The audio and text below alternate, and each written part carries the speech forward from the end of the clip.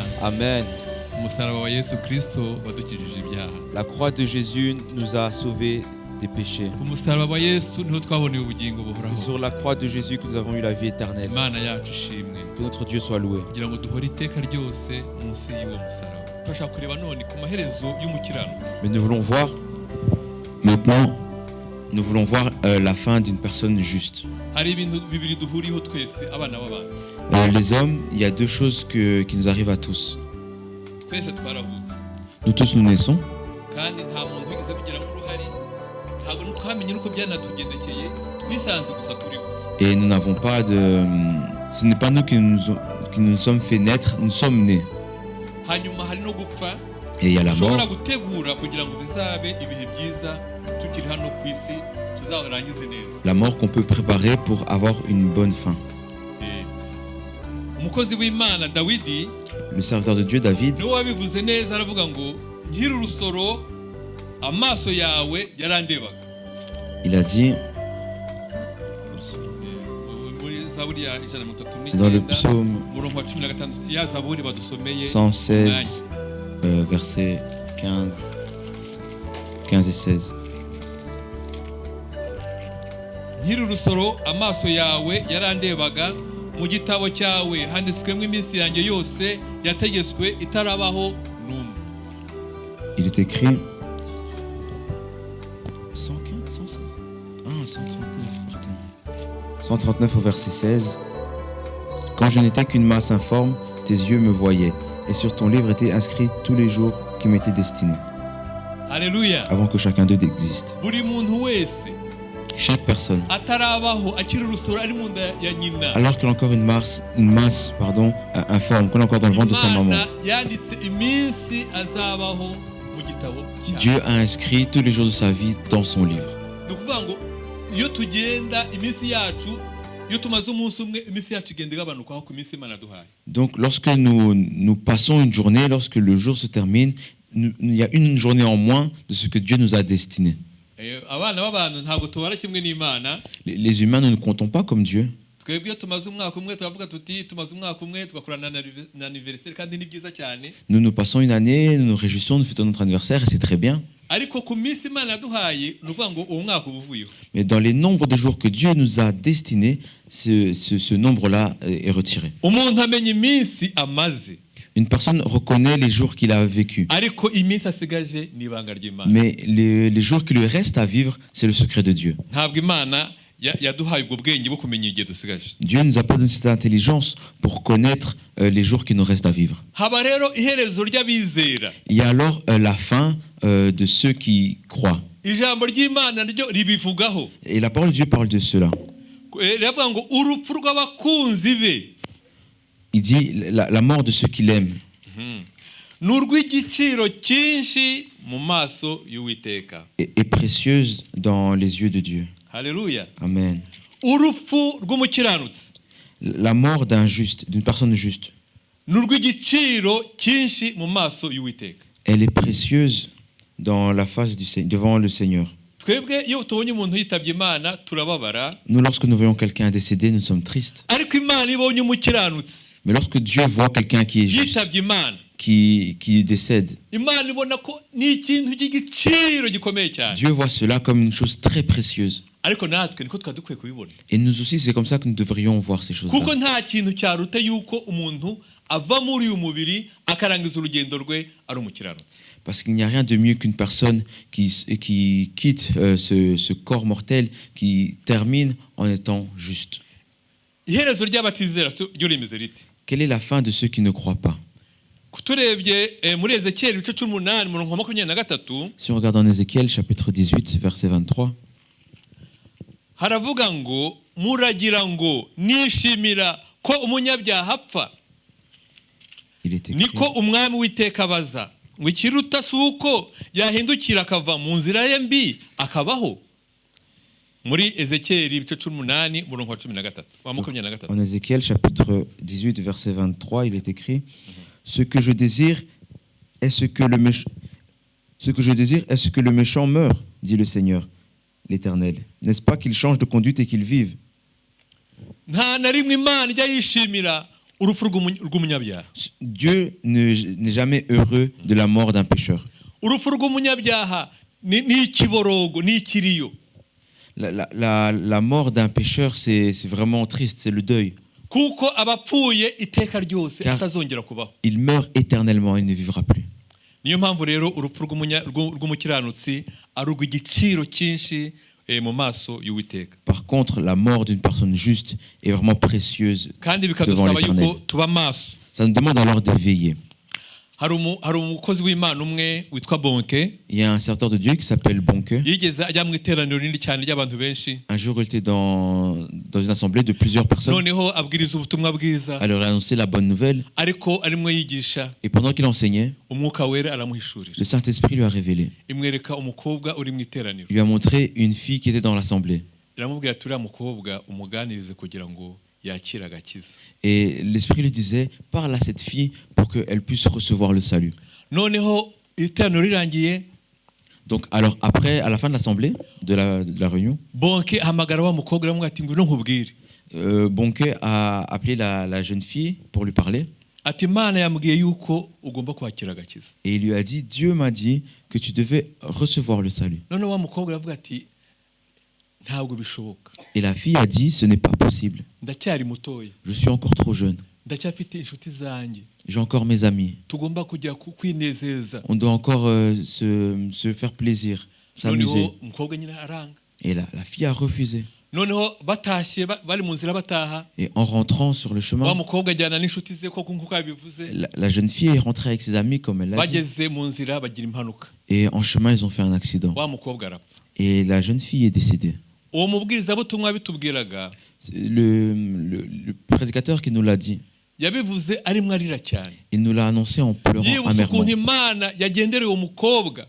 En se rappelant comment Dieu a visité cette jeune fille. Uwo mukobwa ntabwo yari azi ko mu masaha makeya ubuzima bwe burangiye. Et cette jeune fille ne savait pas que dans peu de temps, sa vie était Ariko finie. kubw'urukundo rw'Imana, Mais par l'amour de Dieu, Imana yari yamutumyeho Dieu avait envoyé quelqu'un vers kugira elle ngo abashe gutunganya ubugingo pour bwe. qu'elle puisse mettre en ordre sa vie. Ariko ntabwo ari uko yabikoze. Mais elle ne l'a pas fait. Aha rero twasomye inkuru ya Stefano. Ici, alors, nous avons lu l'histoire de Étienne. Twakubaza tuti Stefano yari muntu ki? On peut se demander, mais qui est Étienne? Yari muntu ki mu itorero Stefano? Qui était Étienne dans l'église? Reka turebe mu byakozwe n'intumwa ibice bitandatu On peut lire en Actes des Apôtres, chapitre 6, ku murongo wa gatatu no kugeza ku wa gatanu. verset 3 au verset 5. Turasanga Stefano yari muntu ki? On nous parle de Stéphane. On nous dit ngo nuko bene data mutoranye muri mwe abantu barindwi bashimwa buzuye umwuka wera n'ubwenge tubashyire kuri uwo murimo, ariko twebweho tuzakomeza gusenga no kugabura ijambo ry'Imana. Abahateraniye bose bashima ayo magambo, batoranye Stefano umuntu wuzuye kwizera n'umwuka wera, na Filipo na Puruko na Nikanori na Timoni na Parumena Nikolao na wo muri Antiokia watoye idini y'abayuda. C'est pourquoi, frères, choisissez parmi vous 7 hommes de qui l'on rende un bon témoignage, qui soit plein d'Esprit Saint et de sagesse, que nous chargerons de cet emploi. Et nous continuerons à nous appliquer à la prière et au ministère de la parole. Cette proposition plut à toute l'assemblée. Ils élurent Étienne, homme plein de foi et d'Esprit Saint, Philippe, Procor, Nicanor, Timon, Parménas et Nicolas, prosélyte d'Antioche. Haleluya. Amen. Stefano yari umwigishwa wa Yesu. Étienne était un disciple de Jésus. Tugomba kujya tumenya niba dushaka kuzagira iherezo nk'irya Stefano ku rugero, tugomba kumenya Stefano yari muntu ki. Si nous voulons avoir une fin de vie comme celle de Stéphane, par exemple, on doit savoir qui était Stéphane, quel genre d'homme était-il. Stefano yari umwigishwa wa Yesu. Étienne était un disciple de Jésus. Kuko batubwira yuko Stefano yari mu iteraniro. Car on dit que Étienne faisait partie de l'assemblée. Nukuvuga ngo kandi ikindi batubwira kuri Stefano nuko yari afite ubuhamya bwiza. Et autre chose qu'on nous dit sur Étienne, c'est qu'il avait un bon témoignage. Ijambo ry'Imana yatubwiye ko yari umuntu washimwaga. La parole de Dieu nous dit que c'était quelqu'un qui rendait un bon témoignage parmi les gens. Il avait un bon témoignage parmi les gens. Yarashimwaga n'abantu. Il était apprécié des gens. Nous aussi devons penser à cela. Car un disciple de Jésus, c'est celui qui suit Jésus dans le chemin que Jésus a tracé. Le chemin de la vérité, le chemin de la vie. imana ishimwe cyane. Que Dieu soit loué. Yari afite ubwo ubuhamya bwiza uvuga ngo abantu bamutangiraga ubuhamya. Il avait un bon témoignage, c'est-à-dire que les gens rendaient témoignage de lui. Ikindi Stefano kimuranga, Une chose qui décrit encore Stéphane. yari yuzuye Étienne. umwuka wera. Stefano Il était rempli du Saint-Esprit, Étienne. yari yaruzuye umwuka wera, Étienne était rempli du yari afite Saint-Esprit. n'ubwenge. Et il était plein de sagesse. Iyo abanyabwenge, ijambo ry'Imana ratubwira ngo iyo baba abanyabwenge baba bamenya ibi. La parole de Dieu nous dit que s'ils avaient été sages, s'ils avaient été intelligents, ils auraient su cela. Baba bitaye ku iherezo ryabo. Ils auraient fait attention à leur fin. Niko ijambo ry'Imana ritubwira mu gutegeka kwa kabiri ibice 32:29 ngo La parole de iyo Dieu- baba abanyabwenge. La parole de Dieu nous dit en Deutéronome Deutéronome 32 verset 29. 32, 29. Iyo baba abanyabwenge, S'ils avaient été intelligents, iyo abantu banjye baba abanyabwenge, si mon peuple avait été intelligent, baba bitaye ku iherezo ryabo. ils auraient fait attention à leur fin. Turashima Imana kuko Stefano yari afite ubwenge. Dieu soit loué parce que Stéphane Ijambo était ry'Imana plein de niko sagesse. ritubwiye. C'est ce que la parole de Dieu nous dit. Natwe tugomba kwibaza bene data, est-ce que dufite ubwenge natwe? Nous aussi, nous devons nous demander, frères et sœurs, avons-nous de la sagesse? Umuntu ufite ubwenge, Celui qui a de la sagesse, umuntu ufite ubwenge ariyeza. celui qui a de la sagesse se purifie. Umuntu ufite ubwenge yambara umwambaro wera. Celui qui a de la sagesse revêt l'habit saint. Umuntu ufite ubwenge aba maso. Celui qui a de la sagesse est attentif. Ufite ubwenge amera nk'aba bakobwa batanu b'abanyabwenge. Celui qui a de la sagesse, il est comme les 5 filles sages Bicara biteguye ko umukwe aza. qui s'apprêtent en attendant la venue de l'époux. Ntabwo baba abapfapfa. Elles ne sont pas comme les filles insensées. Imana ishimwe cyane. Que Dieu soit loué. Kugira ngo natwe tugire zira karite zari zifitwe na Stefano. Et que nous aussi, nous ayons les qualités d'Étienne. Stefano yari yuzuye ijambo ry'Imana mu mutima we. Étienne était rempli de la parole de Dieu dans son cœur. Murebye amagambo Stefano avuze mu gice cya 7 cy'ibyakozwe Si n'intumwa. on voit les paroles que Stéphane a prononcées au chapitre 7 des Actes des Apôtres, Yavuze amagambo menshi cyane. il a donné un long discours Avuga ukuntu Abrahamu yahamagawe. en parlant de l'appel d'Abraham. Sekuruza wo kwizera. Lui, le père de la foi. Avuga uko yabaye ukuntu yahamagawe. Comment il a été appelé. Avuga ukuntu Imana yamuhaye amasezerano. Comment Dieu lui a donné la Avuga promesse. ukuntu yabyaye. Comment il a enfanté. Avuga ukuntu urubyaro rwe rwagiye rwororoka. Parler comment la postérité d'Abraham s'est accrue. Avuga ukuntu urubyaro rwe rwagiye muri Egiputa. Comment ils ont été jusqu'en Égypte. Ukuntu bavuye bayobowe na Mose. Comment ils sont sortis d'Égypte conduits par Ukuntu Moïse. bambutse inyanja itukura. Comment ils ont passé la mer Rouge. Ukuntu babanye n'Imana mu butayu imyaka 40. Ils ont marché avec Dieu dans le désert pendant 40 ans. Ukuntu Imana yabanye nabo bageze Kanani. Comment Dieu les a gardés à Canaan. Ukuntu Imana yahinduye Dawidi ikamugira umwami. Comment Dieu a appelé David comme roi. Ukuntu abahanuzi bahanuye ibya Yesu ko azavuka. Comment les prophètes ont parlé de Jésus, de sa naissance. Ibyo ngibyo yabivuze ari mu rubanza. Frères et sœurs, il a dit tout cela alors qu'il était en jugement, en train d'être jugé.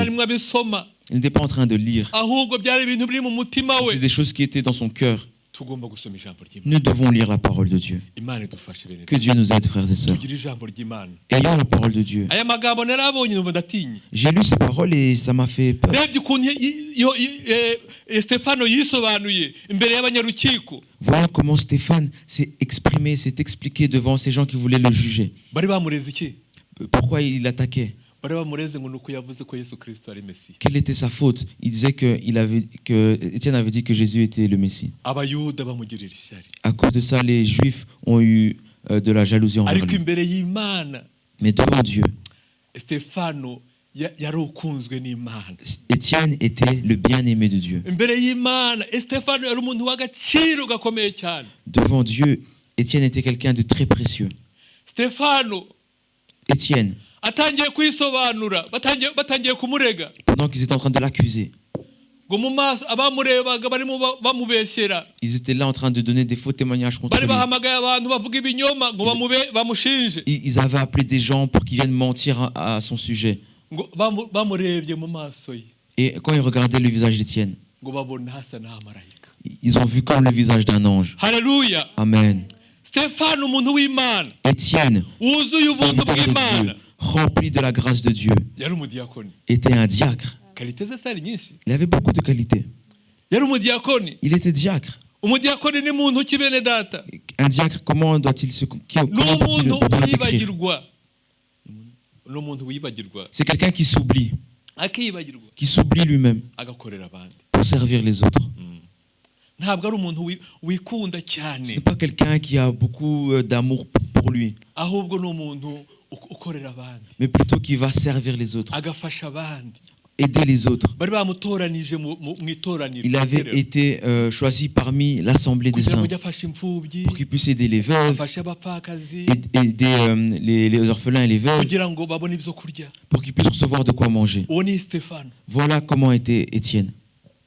Ariko twebwe bene data, Mais nous, frères et sœurs, ni kangahe twebwe twikunda, souvent nous nous aimons plus que dukunda ko Parce abandi que les autres. badukorera, nous voulons que les autres nous servent, bakadukorera byinshi cyane. qu'ils fassent beaucoup pour nous. Ariko twebwe twasabwa akantu gatoya Mais lorsqu'une petite chose nous est demandée, kakatunanira. ça devient trop difficile pour nous. Imana idufashe Que Dieu nous aide. kugira ngo natwe tugire iriya mico ya Stefano natwe ibi yacu. Pour que nous aussi nous ayons le comportement, les bonnes valeurs d'Étienne puissent être également les nôtres. Urupfu rw'umukiranutsi ni rw'agaciro imbere y'Imana. La mort d'une personne juste a beaucoup de valeur devant Dieu. Pawulo yarabivuze. Paul a dit cela Yavuze ngo ku bwanjye mu Bafilipi igice cya mbere en Philippiens chapitre 1er, ku murongo wa 21 kugeza kuri 23, versets 21 à 23. ngo ku bwanjye kubaho ni Kristo, ngo kandi gupfa ngo kumbereye inyungu, ngo ariko rero niba kubaho mu mubiri aricyo kizantera gukomeza kwera imbuto z'umurimo, ngo sinzi icyo nahitamo, meze murungabangabo kuko nifuza kugenda ngo mbane na Kristo, kuko ari byo birushaho kumbera byiza cyane. Alléluia. Il dit, car Christ est ma vie et mourir m'est un gain. Mais s'il est utile pour mon œuvre que je vive dans la chair, je ne saurais dire ce que je dois préférer. Je suis pressé des deux côtés. J'ai le désir de m'en aller et d'être avec Christ, ce qui de beaucoup est le meilleur. Ni Amen. byiza kubaho bene data, Vivre, c'est bien, frères et sœurs. ariko ni byiza kubaho dukomeza kwera imbuto z'umurimo. Mais il est bon de vivre en continuant à porter des fruits des bonnes œuvres. Nk'umukristo Comme un bon chrétien. twera izihe mbuto? En tant que chrétien, quel genre de fruits portons-nous? Twera izihe mbuto? Quel genre de fruits portons-nous? Kuri Pawulo Pour Paul, en ce qui concerne Paul, arashaka gukomeza kwera imbuto mu kubaho kwiwe, il veut continuer à porter de bons fruits dans sa vie. ariko nanone Mais également, arashaka nanone arifuza kugenda ngo abane na Kristo, il désire également partir pour être ngo avec kuko Christ. ari byo birushaho kumubera byiza cyane. Car c'est ce qui est meilleur pour lui, c'est ce qu'il Ni ukuvuga préfère. ngo kuri we rero C'est-à-dire que pour sa part, kubaho ni Kristo tu, sa vie c'est Christ, nta kindi. rien d'autre. Kandi nanagenda Et même s'il s'en va, ni byiza nabyo ku mwami wacu Yesu c'est Kristo, bon pour notre Seigneur Jésus-Christ. ni inyungu no kuri we. C'est aussi un gain pour Paul. Yesu ashimwe cyane. Que Dieu soit loué. Stefano Étienne, barimo yaje gucirwa urubanza rwo guterwa amabuye. on l'a accusé, il a été jugé, qu'il allait être lapidé. Bamuteye amabuye, Ils l'ont lapidé. baramusohoye bamukura mu murwa, On l'a sorti de la ville kuko bangaga yuko ntago bateraga amabuye mu murwa kugira ngo umurwa wabo udahumana. Donc ça ne soit pas souillé. Ok. Donc on emmenait les gens en dehors de la ville pour se faire lapider, pour que la ville ne soit pas souillée. Bagacukura icyobo, Ils faisaient un trou, baza ils creusaient un trou kumuhambamo, dans lequel ils allaient l'enterrer noneho bagafata umwanzuro wo kumutera amabuye, et prenaient la décision de le lapider. bakamwambura n'imyenda ye. On lui retirait ses vêtements. Noneho ba bantu bamushinja ibinyoma Et ces gens-là qui l'ont accusé faussement, nibo babanzaga kumutera amabuye. c'est eux qui lançaient les premières pierres. Bene data, Frères et sœurs, twirinde kubeshyera abantu, gardons-nous de porter de faux témoignages, de parler twirinde faussement des autres, gushinja abantu ibinyoma. d'accuser faussement les autres. Nibo ntabwo ari abandi, abamushinja nibo babanzaga kumutera amabuye. Ceux qui l'ont jugé, qui l'ont accusé, c'est eux qui ont lancé les premières pierres. Noneho bakamutera amabuye kugeza avuye mu mwuka. Et on le lapidait jusqu'à ce qu'il meure.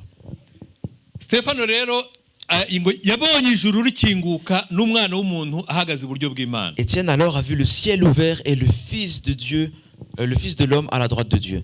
Havugwa byinshi ku rupfu rwa Stefano. Il y a beaucoup de choses qui sont dites par rapport à la mort d'Étienne. Biruta ibyo bamuvuga bijyanye n'imibereho ye. Même plus que ce qu'on nous dit de son comportement, de sa vie. Ntawe uzi niba yaragiraga umugore, On ne sait pas s'il avait une femme, niba yagiraga abana, s'il avait des enfants. ibyo ntabwo bivugwa. On ne le dit pas dans la Bible. Ariko kuko urupfu rw'umukiranutsi ari rw'agaciro ku Mana, Mais parce que- urupfu rwe ni rwo rwavuzwe. Mais parce que la mort d'une personne juste est précieuse devant Dieu, alors c'est pour ça qu'on a parlé plus de la mort d'Étienne.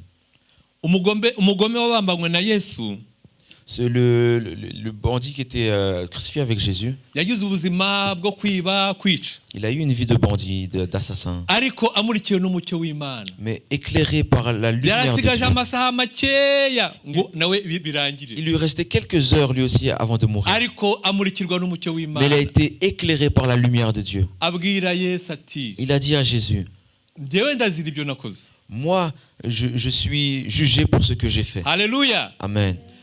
Njyewe ndazira ibyo nakoze. Moi, je suis jugé pour des choses que j'ai vraiment commis. Arihana. Il s'est repenti. Arabwira Yesu ati, Il a dit à Jésus, mwami wanjye, Seigneur, ntunyibagirwe, nugera mu bwami bwawe uzanyibuke. quand tu seras dans ton royaume, rappelle-toi de moi. Haleluya. Amen. Uwo muntu arisabira, arasenga.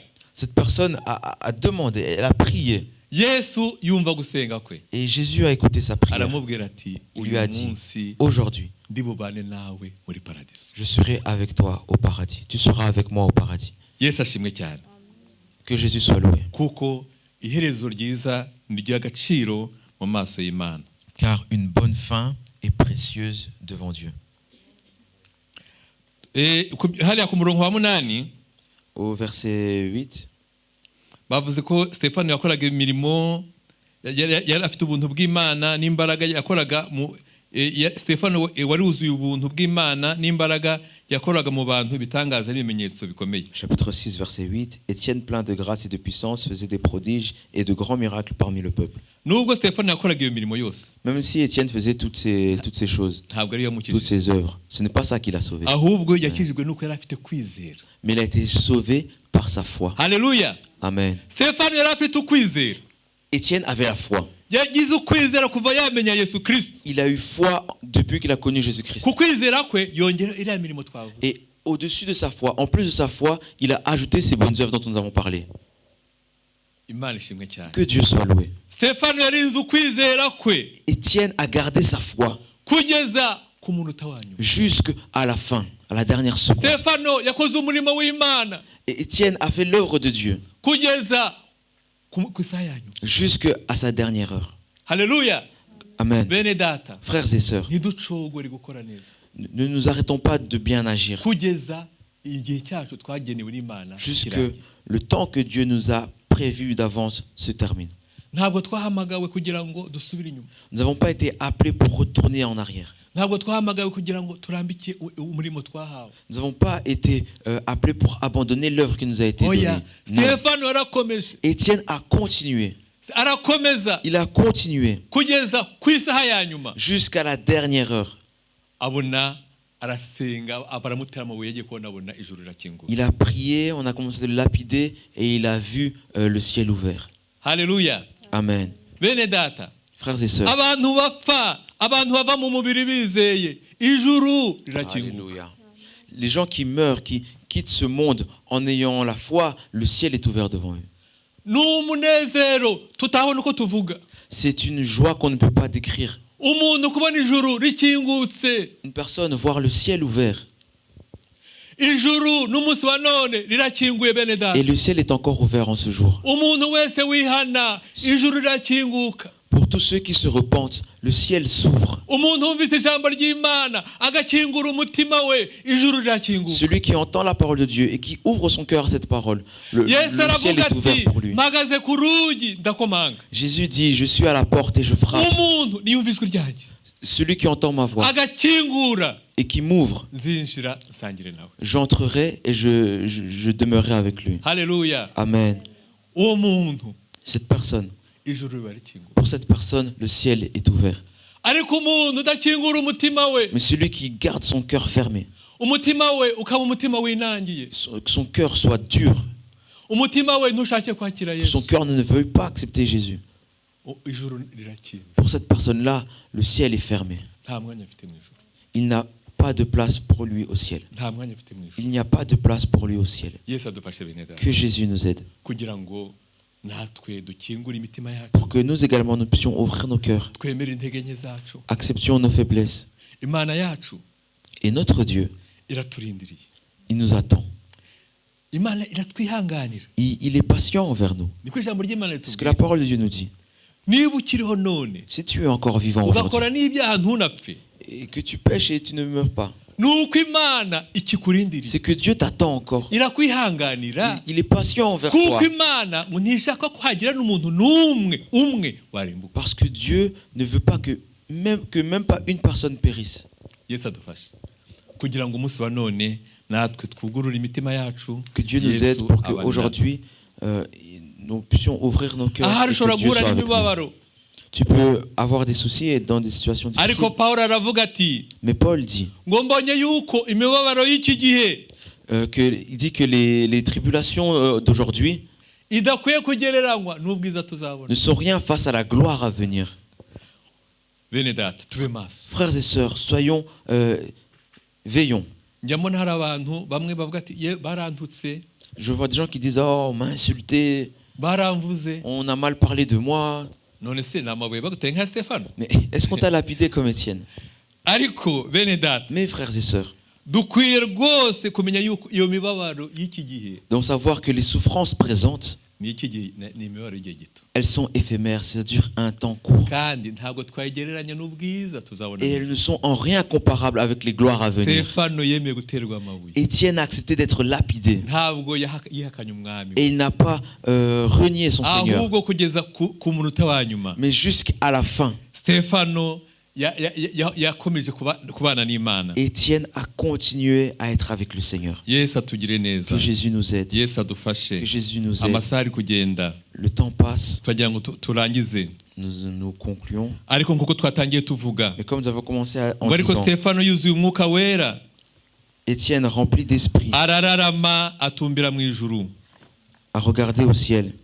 abona ubwiza bw'Imana na Yesu uhagaze iburyo bw'Imana. Il a vu la gloire de Dieu et Jésus assis à la droite de Dieu. Twabisomye mu bice birindwi byakozwe n'intumwa kuri 55. Nous avons lu cela au verset 55 de Actes chapitre 7. Hari ikintu kimwe yabonye. Il y a une chose que Étienne a vue. Haleluya. Amen. Murashaka kukimenya? Vous voulez savoir ce que c'est? Ikintu Stefano yabonye bari kumutera amabuye. Ce que Étienne a vu lorsqu'on le lapidait.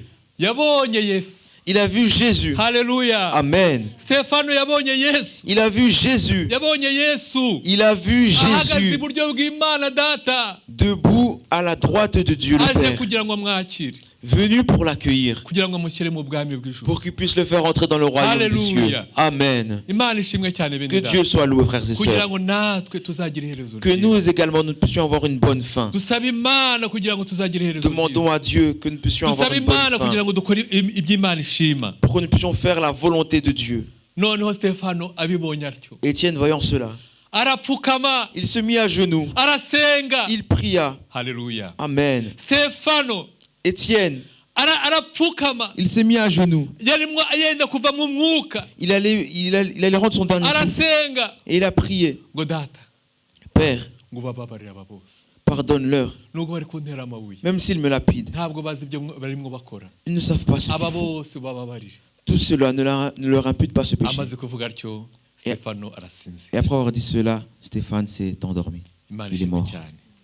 Que Dieu soit loué. Urupfu rwa Stefano rutwigisha La mort d'Étienne nous enseigne. kugira ngo natwe mu mibereho yacu dore twiteguye, Nous enseigne à être toujours prêts dans notre vie. tumere nka Stefano, Soyons comme Étienne.